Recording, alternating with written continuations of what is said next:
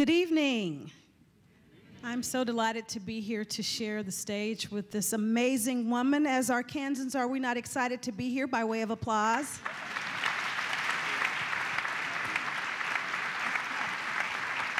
Not often do we have the opportunity to visit with people who are so distinguished, who have had a front seat to view history and to be so tangibly connected to it. So we're delighted that you would have the time in your schedule to be with us tonight. Thrilled to be here, Pamela. Thank you. Well, this is a very interesting collection of pins tied to a book. And this book that you have written now is a lot different than your previous books. Talk a little bit about why you decided to write a book about pins and connect it to foreign policy.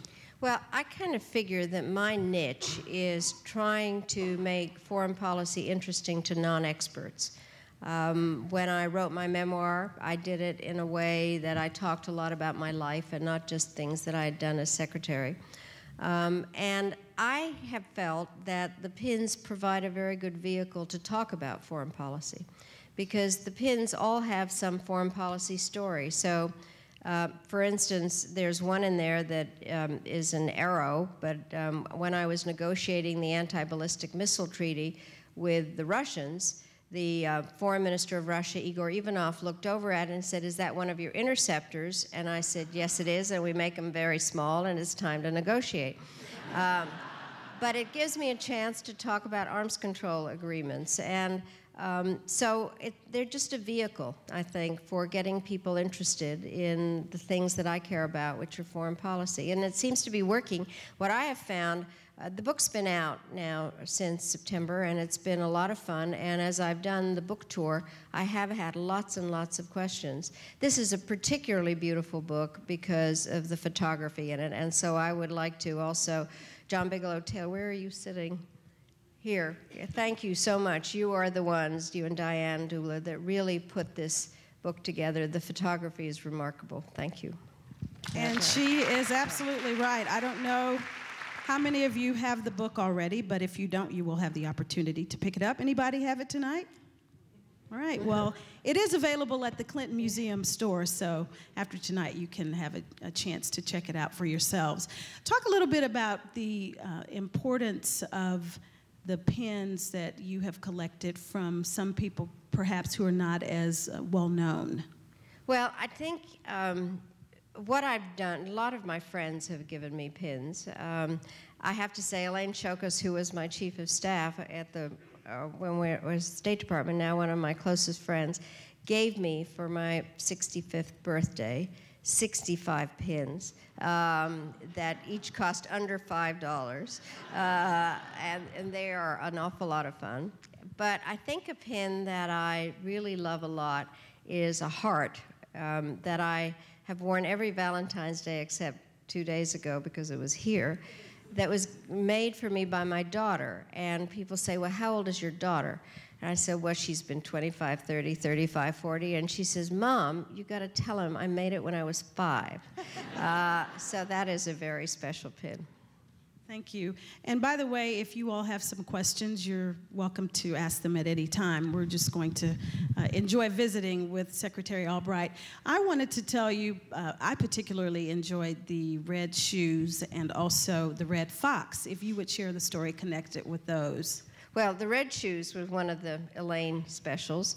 The red fox, I just got not too long ago. I think it's a great pin. It's made by this woman called Leah Stein, who's made a lot of animal pins. I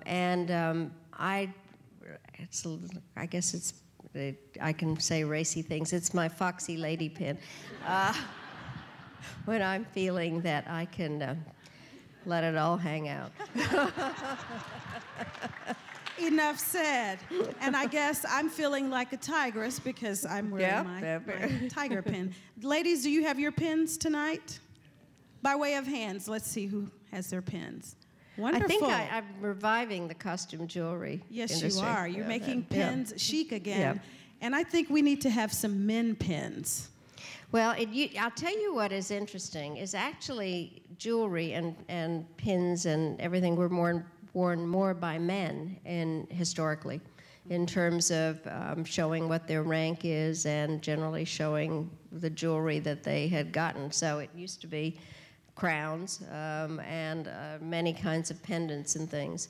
But the history of jewelry has been very interesting. Now, Anthony and Cleopatra, whom I named the original power couple, they were, this is a story that they had made a bet. He bet her that she couldn't serve him a very expensive meal. So they had some kind of ordinary meal, and he said, "This ain't much." So she then asked for somebody to bring out a goblet of vinegar, and she took off one of her perfect pearl earrings and stuck it in the vinegar, and it dissolved. So there are all kinds of crazy stories about jewelry in the past. And your book really does chronicle a number of years, actually 100 if I understand correctly, of jewelry making and its connection to history. A lot, and that was the other part about this book, is I thought it would be kind of fun to talk about the jewelry, the history of it. It's played a very interesting part in the suffragette movement. What I didn't realize is that suffragette jewelry is green, violet, and white, give women the vote. And there were lots of different jewels, pins and things that the suffragettes wore.